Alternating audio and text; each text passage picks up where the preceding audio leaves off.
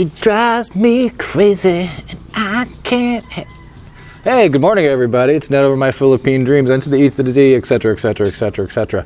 I just thought I'd share an interesting anecdote, an interesting occurrence that happened here recently to a buddy of mine in Dumaguete, and it's basically a Facebook message chat between, we'll call her Katie, and my friend, we'll call him John. Now this transpired at a bar. We were there at the bar the other night, just having some drinks. He was actually drinking a lot, and he started getting these messages, and we'll just go through it because this is the kind of stuff you can sometimes expect here in the Philippines. You know, they know so many languages. Every Filipino knows at least 3 languages, some of them 4, some of them 5. And sometimes things get lost in translation. So let's go through this. So he asked her, he said, "Nagunsa ka," which means, what are you doing? And Katie replied, "Laying down, I'm alone here." So she was basically at home. And as we're talking and conversing, you know, the ting that you get off Facebook Messenger kept going off. And actually, John, it was getting a bit annoying. I'm the priority, not the option. So Katie said, "Laying down, I'm alone here." And John said, "Tired, Katie." Then she replied, no, that she wasn't tired.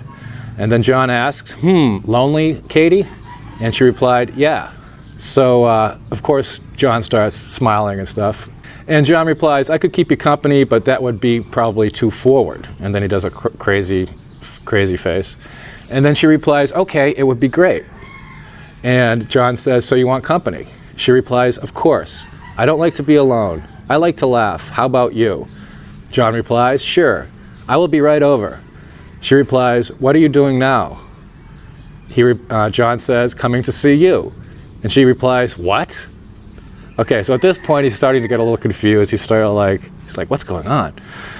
So so John says, "LOL, I thought you wanted company."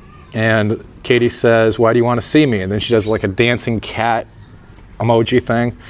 And John's finally getting a little flustered. He's like, "Never mind." She says, "Oh." John says, "I am so confused." She says, "To your what?" "Then you are confused, right?" Then she says, John says, "I thought you wanted me to visit." John lock screen. All right, so John said, lock screen. John said, "I thought you wanted me to visit." Katie replies, "When?"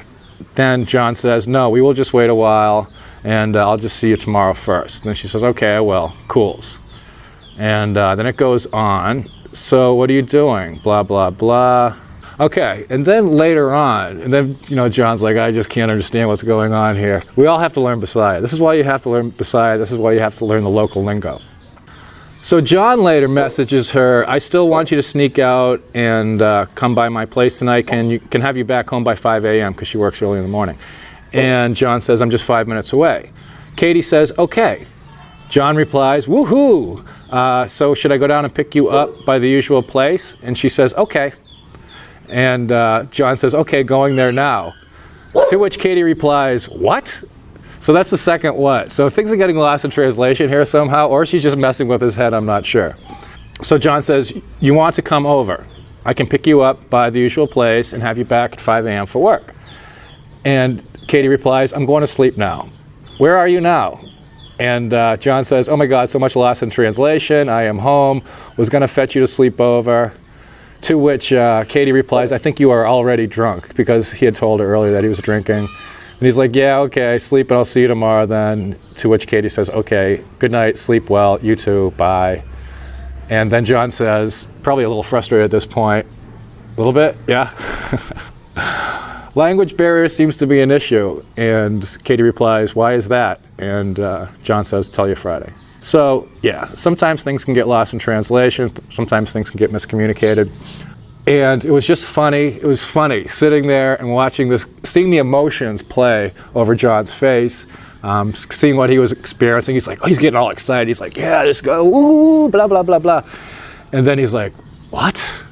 And then later on, basically the same thing happened. So that's a funny story. Thank you, John, for sharing that story.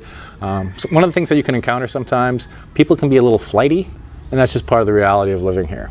All right, so that's some stories about things getting lost in translation over here. Thanks again to John, thanks to Sarah and Katie for being involved with this. Again, I got to keep their identities private.